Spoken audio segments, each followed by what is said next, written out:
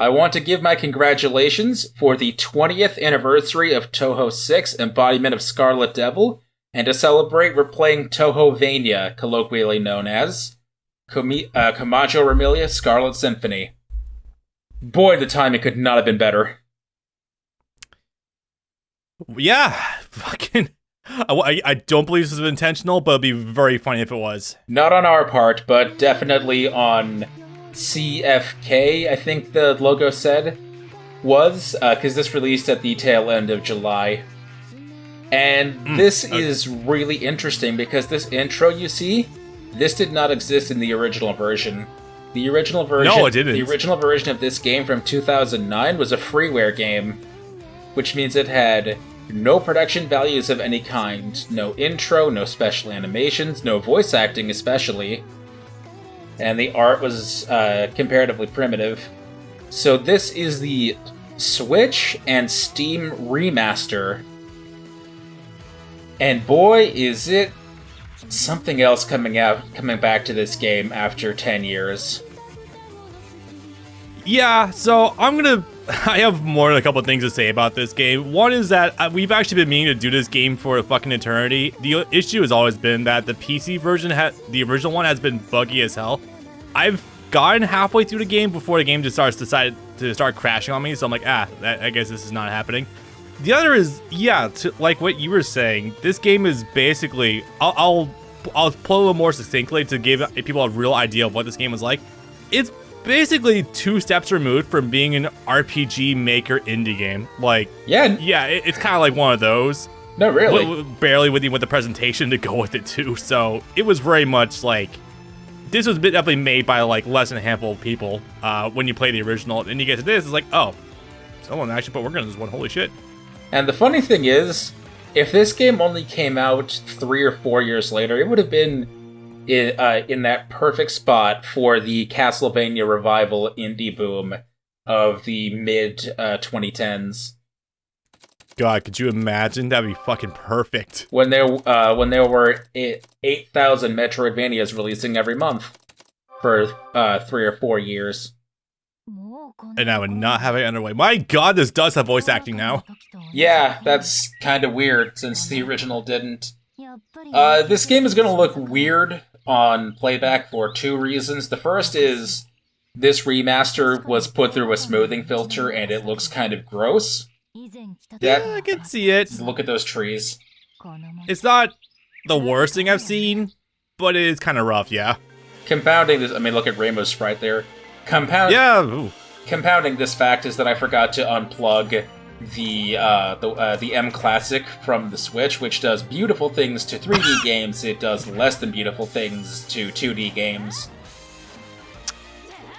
That would probably do it. I mean, for what it's worth, it still looks pretty presentable if you're not watching this on a 2K screen like I currently am. But yeah, that's still a little on the rougher side. So this game, I mean, even with that, it still looks better than the 480p original.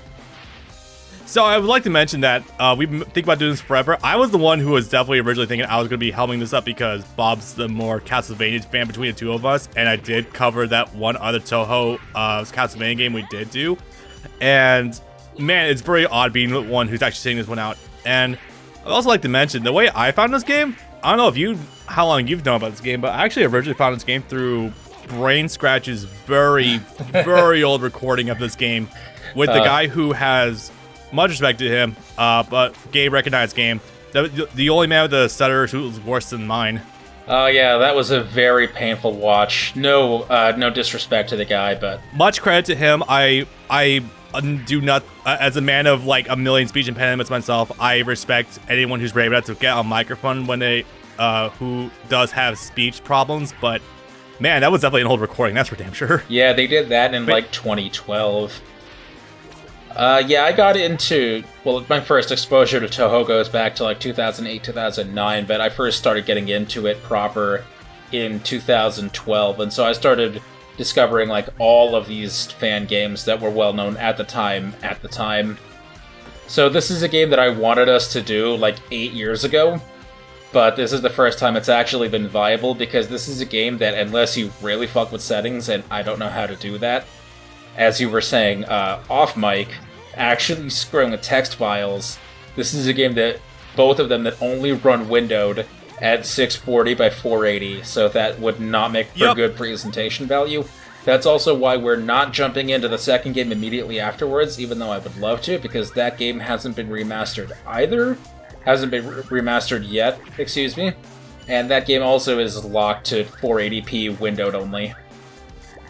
Yeah, also, we only just recently, in recent years, actually cracked PC recordings as well, so a little bit more credit to us. But yeah, it's, there's always compatibility issues when you try to record much older games on PC. Anyone who's, okay, going back way far here, anyone who's ever tried to emulate a game for like the 90s on just regular modern hardware, it's a bit of a fucking nightmare. My god, they had that face. It's... Euclides are your one-up. Me trying to run Lego Island on modern hardware, it just does not work because of 3D engines. But then you got a bunch of other things. Even fairly recent games, yeah, game engines just do not talk to each other very well. My god, I love this art sometimes. We were talking about this just the other day with the decompilation of Touhou 1, Highly Responsive to Prayers, which ran on PC 98, which was sort of like emulating a Commodore or Amiga or the MSX. Is an entirely different operating system, not just operating a console. Yeah. I guess that was a good time to talk about the RSN. God, okay. So it should obviously be upfront noted that this is a very tongue-in-cheek Castlevania thing, and they actually went to extra. They still got the. I always love the juxtaposition of the high quality art versus the low effort, just like portrait effects. The expression effects, yeah. Yeah, it's always been the cutest thing to me. So, talk about gameplay a little bit. Well, I guess let's just talk about the art a little bit. Yeah, this is like, if anyone knows their Castlevania timeline shit, I guess I would probably put this, I don't know the guy's name who does the actual art for the series, but not the series, Castlevania series. I don't know his name, but it's like peak 98 to 2006, but the DS games that, like, okay, literally everything that happened after Symphony of the Night, which was accidentally good enough that it just completely revolutionized and revamped the Castlevania series. You asked about the Castlevania artist or the artist for this game? Artist for Castlevania. Ayame Kojima. We were looking at that earlier. It was a Kojima, wasn't it? No relation. Yeah, and I gathered that'd be too funny. Small world. Let's see if I can't find this person's name. Dinner Party Akira. That's not very helpful.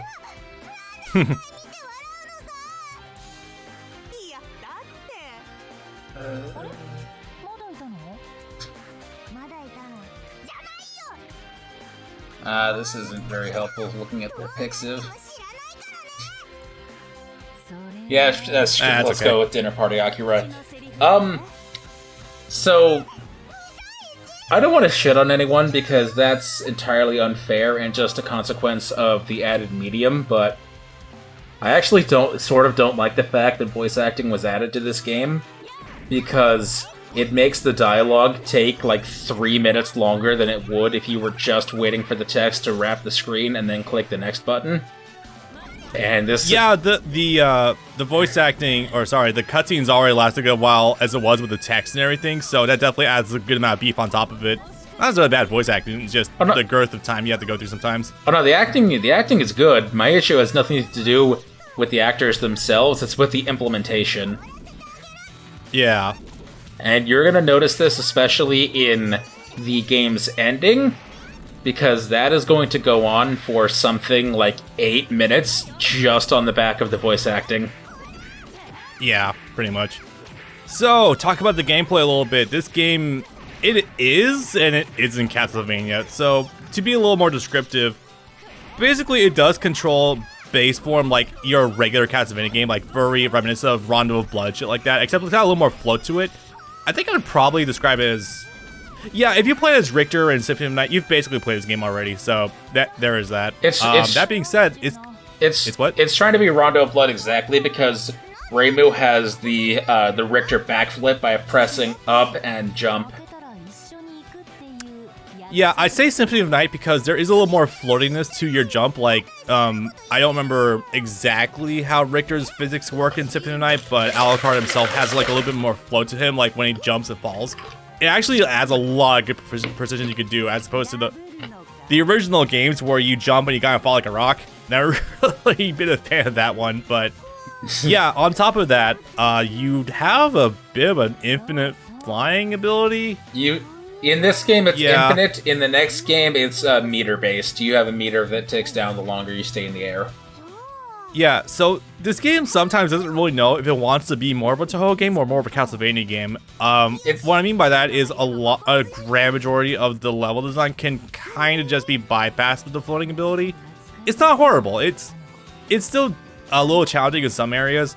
It's not even Castlevania 4 sometimes, but it's still a little bit tricky. But it really comes in handy. Is definitely used mostly for the boss battles, as you could probably surmise.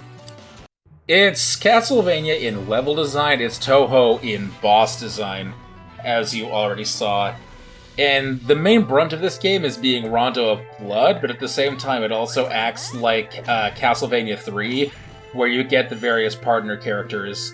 Because you're going to, significantly later on, you're going to be introduced to Patchouli, and Patchouli is literally Saifa Belnade. Sweet. Not the drunk from the cartoon. Oh no, I'm aware of the original one. Yeah, although both are good. Both are good. I need to watch that sometime. I need to finish season 3 at some point. Apparently, got canceled. That's news to me. I didn't hear anything about that. That's unfortunate. I think it was in line with Netflix realizing that they're losing money, so they canceled everything relating to original animation they were working on.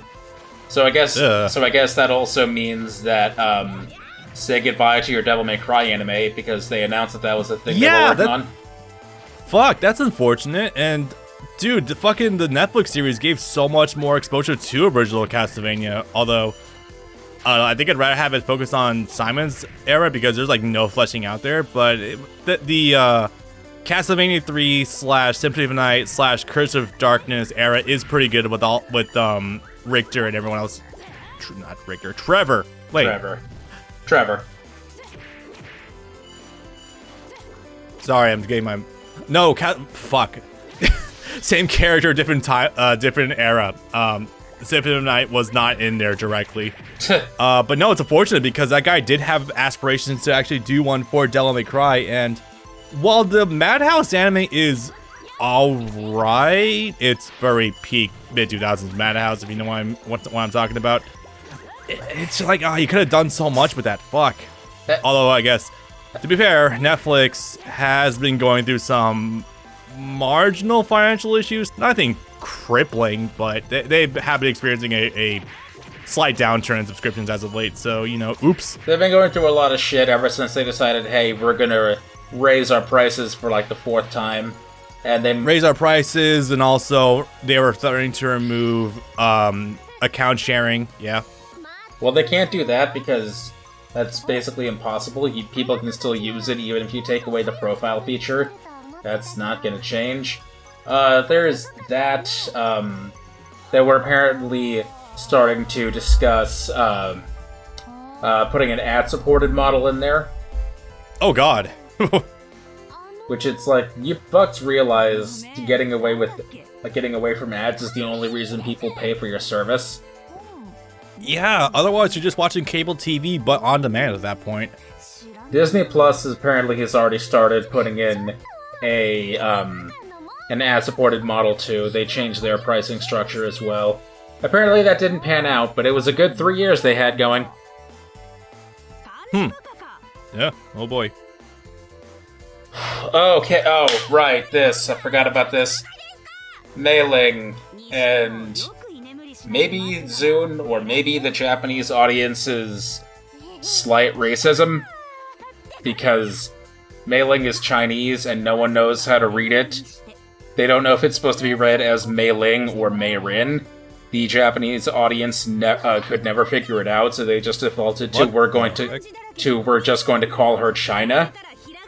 And so that was... Is that why? I thought that was just a meme among the community. That's fucking balls. Okay. It is Well, we don't know if it's actually racist or not. It could just be a case of the Japanese audience not knowing how to read the Chinese characters. So yeah, they couldn't decide if it was Mei Ling or Mei Rin, so they just decided we're going to call her China to be funny. And then apparently that joke made it all the way to Zune, who thought it was funny. So in official media, he decided people would call her China sometimes too. I am actually kind of cringing right now. That's. And again, it's nothing to do with Zune. Zune just thought the actual joke itself was mildly funny. Yeah, I know, but damn, way to undermine a lot of things you could do with a character. Fuck.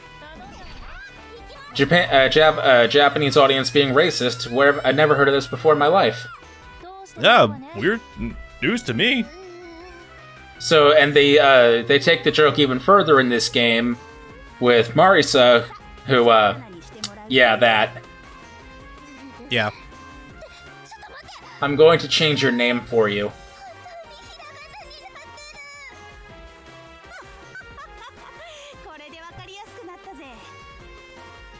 If it was just a nod to an in-joke, it would be cute, it would be whatever, but it's the context of the joke that makes it a little, Yeah, that's where I'm standing with it too. Well. So, I guess maybe I should have asked this way sooner. So, this game, it's following the general structure of Touhou 6, yeah? I believe we could probably deduce that given the one major famous vampire we have in this series. Yes.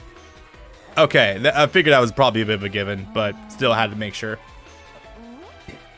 Yeah, it's everyone here is from Touhou 6, with the exception of 2 characters that are from Touhou 7, who really shouldn't. Yeah, so who really shouldn't be here, but that's whatever.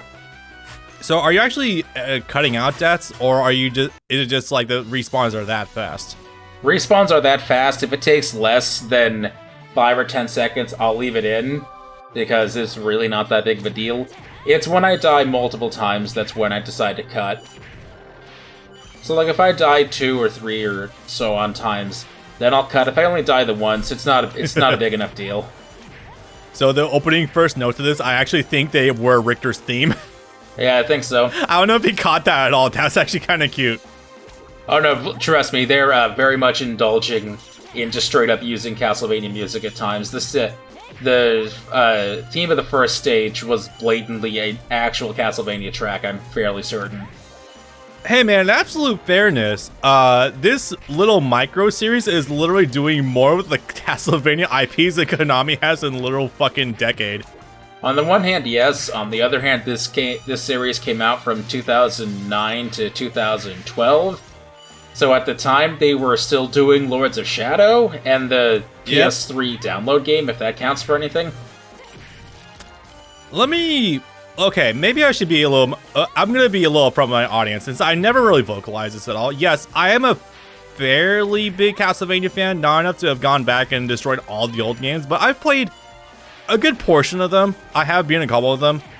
More so on the 3D side, but that's more me. That's probably indicative of what I've been mostly playing on. Thank you, Gamefly, back in the day. Anyway, let me just say up front, I do kind of like Lords of Shadow a little bit. I did play the first game. There is a certain... I don't know. I found the model of just copy pasting God of War to be a little egregious, but I never found it to be like bad. Like, again, ouch. If you're gonna copy something good, and at least God of War isn't the worst model to copy. It's just tiresome. Where the fuck was I going with this point? Oh yeah, right. So I'm just gonna say I have also played Harmony of Despair, and fuck that game. I waited 4 years to get that on PSN. It was a dog shit game. Ugh. That's a game you can't play without playing multiplayer, is basically the gist of it, and it's really not. And most of the characters you would want to play as were DLC. Yep, it really is. What's her... You know what's funny though, because the game itself, it does actually marginally function decently, but the issues are several-fold. One is the camera is infinitely pulled back, so it's impossible to really gauge like your own perspective. And also, usually the bosses spawn in at the start of the level, especially with let's see, it was Death. That was an issue with him. There's like one of our boss that was shooting fucking beams at you from his spawn point while you were going around the level. It tried to play the whole space game, but it did not do it well whatsoever. And just not a fun game to be had, honestly. And it sucks because best soundtrack of the whole fucking franchise. God damn it.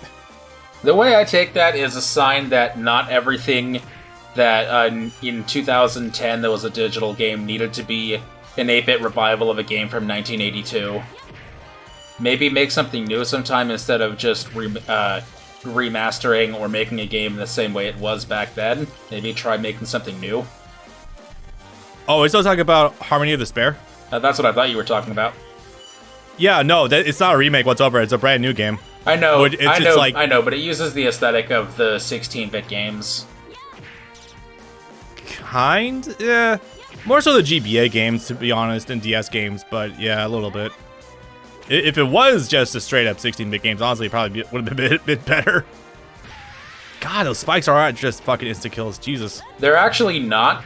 They do, like, I think it's like 50 or 40 or 50% of your health. So if your health is low, yeah, basically. But it also depends on what difficulty setting you're on. I am on normal, so it's only half your health. On easy, it's like a third or a quarter. On hard is where it becomes an instant death. Guaranteed. Yeah, just... Thanks, Mega Man Game Design. You're a real pal. I mean, the original Castlevania games were like that, too. Yeah, let me just tell you, if you're playing Castlevania 3 right now with all these stairs, I guarantee you'd be giving me and everyone else just aneurysms from the war flashbacks right now because, oh god. I did see that just now. The bullets that went right through her legs. Okay, let me tell you guys a thing or two about hurt boxes. Reimu, I don't believe actually has hurt boxes on her legs in this game. I believe the diamond, which is usually the indicator for your hurt box in Touhou games, I think it's actually her upper body. I think legs don't have one because, again, trying to be a Touhou game and a Castlevania game. It's funny that way. I think it's actually in her belt. Probably. Yeah, I know it's like somewhere around there. I have had weird whiffs before where shit will go through her model, but it's like just passes right through. Like, oh, okay, guess my hurt box isn't there, Pog. Yeah, because you know Reimu is insanely fucking skinny like that. Oh yeah,